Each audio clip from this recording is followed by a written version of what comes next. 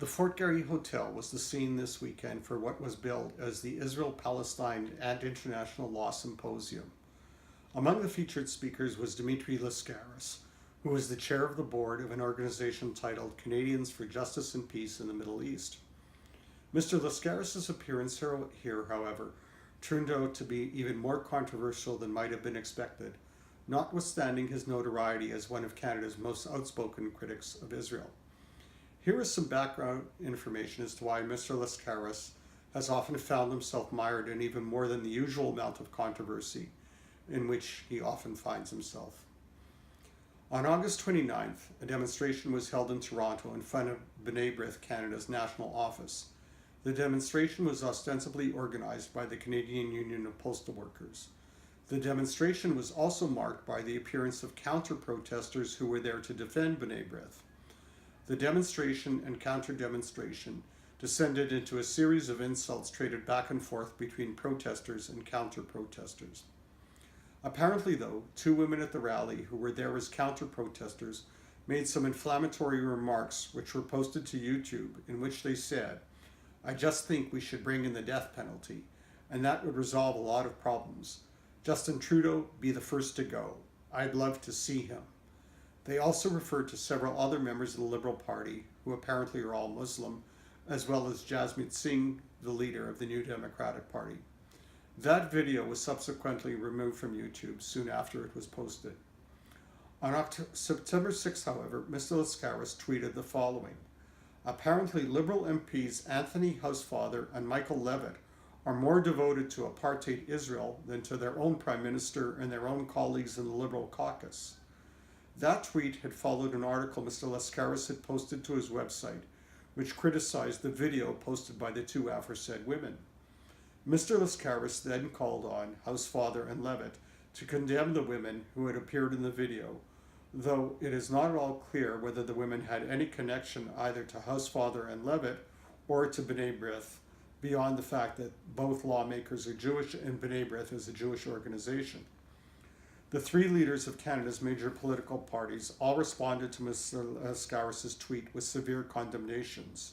On Saturday, September 8th, for instance, Prime Minister Trudeau tweeted, "Vile anti-Semitic smears like this are completely unacceptable and should always be called out. Thank you, at Levitt Michael and at A. Housefather, for standing up to this and for everything you do for your communities and our country." Jagmeet Singh, leader of the NDP, tweeted, "Anti-Semitism has no place in Canada. I know what it's like to experience racism and discrimination and to have my loyalty to Canada questioned. At Levitt Michael and at A. Housefather, I stand with you today." Conservative opposition leader Andrew Scheer also posted, "It is shameful to see two MPs subjected to such anti-Semitism, accused of dual loyalties simply because they're Jewish and support Israel."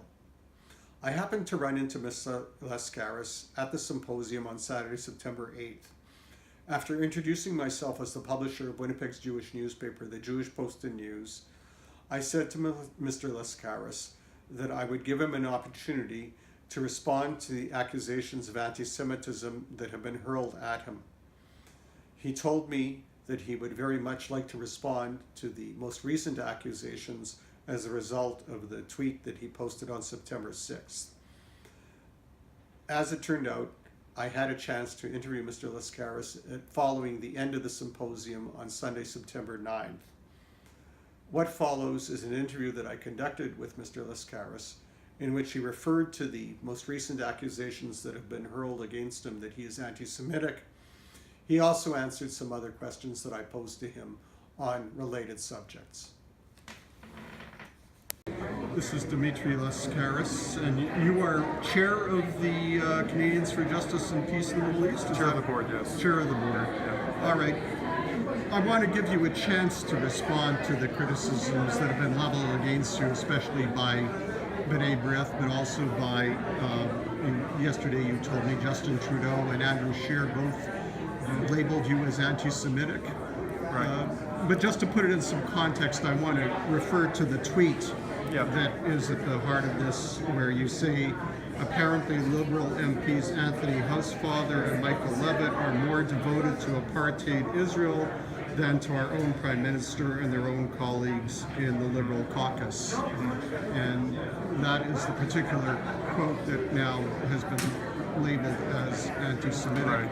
And just to elaborate, I suppose people would say that you are saying that you can't be pro-Israel and pro-Canada at the same time. How would you respond to that?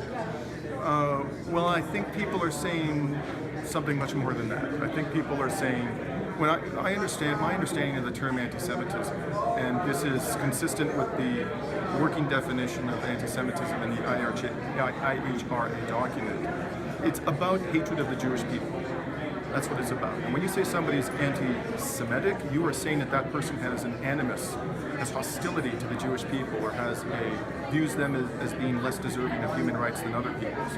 And in my case, that's absolutely and categorically false. And I think the totality of my record makes that abundantly clear.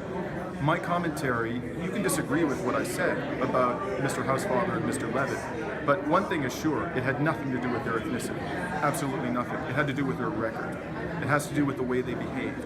In that particular context, I was complaining about the fact that, a protest that I co-organized at B'nai B'rith, there were some extraordinary things that happened at that protest.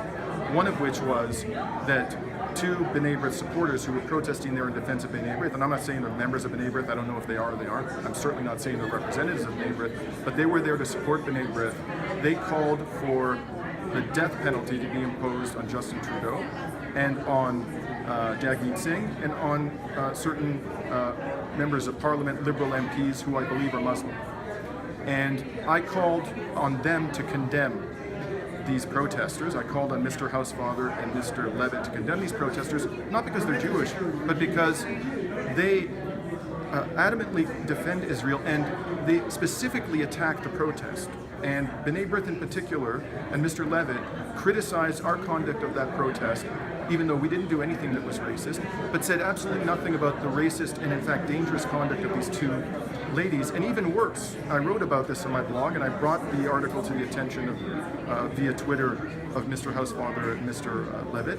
Even worse, Faith Goldie showed up at that protest and was embraced by various of the people who were there to quote-unquote defend B'nai B'rith Canada. Faith Goldie promoted a book that was written by a Romanian fascist in which he called for the elimination of the Jewish menace.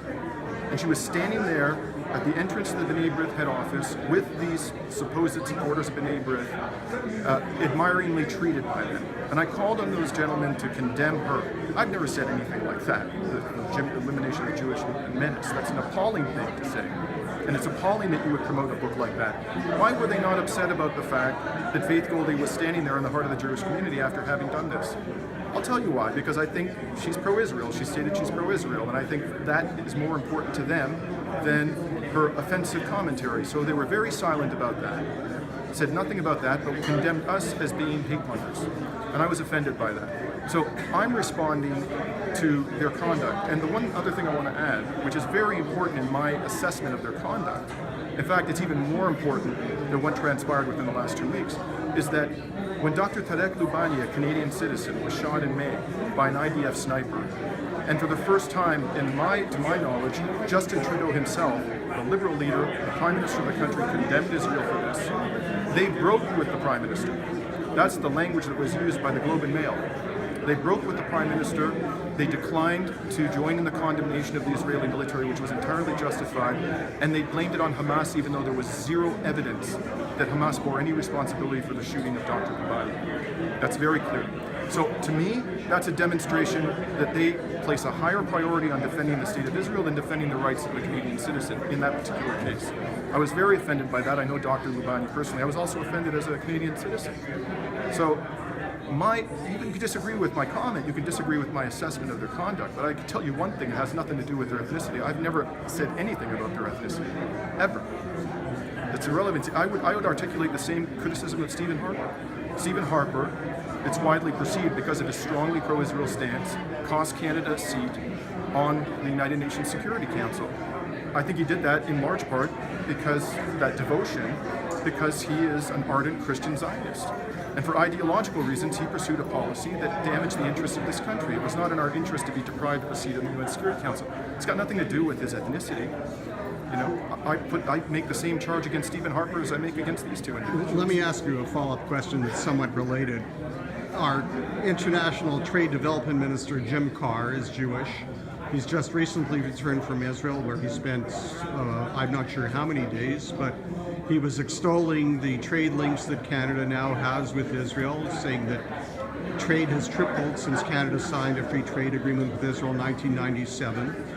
Do you think he's in any kind of a contradictory, or is he caught in some kind of a double standard by being both a Jewish member of parliament and Minister of Trade Development? First of all, I didn't even know that he was Jewish. I knew that he was in Israel. It's the first time I've heard of it. I think that his ethnicity has got nothing to do with it. I think it has to do with his ideology.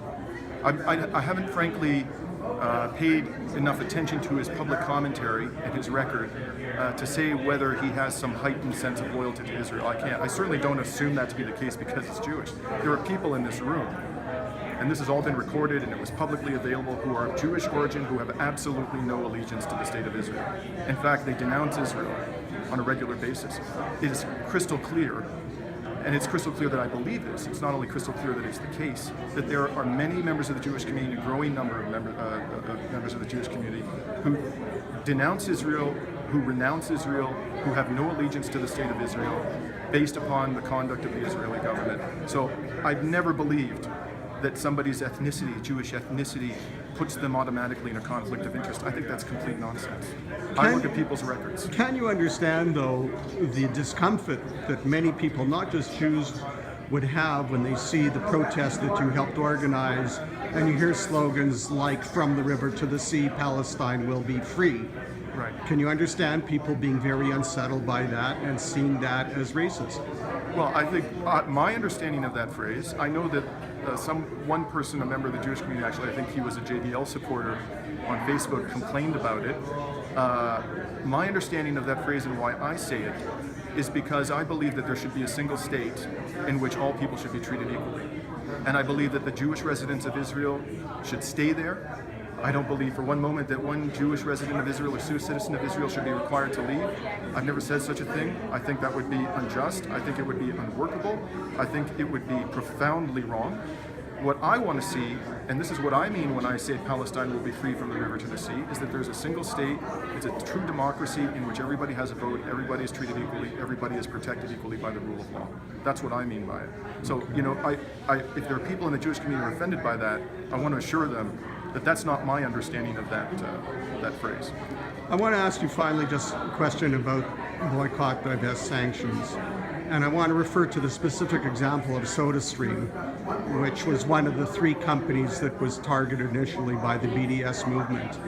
Now, the president of, I'm not sure if it was president and CEO of SodaStream, had said that he was quite willing to retain or keep the company even under a Palestinian state. But that wasn't good enough for the BDS movement. The BDS movement insisted that SodaStream be boycotted and that it be removed from the territories, and which led to the result that there were over 250 Palestinians lost good-paying jobs, and it relocated to Israel proper. Do you see any problem with that?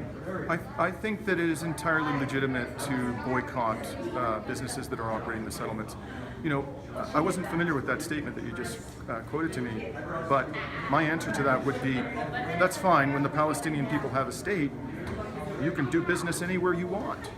You know, and if the legitimate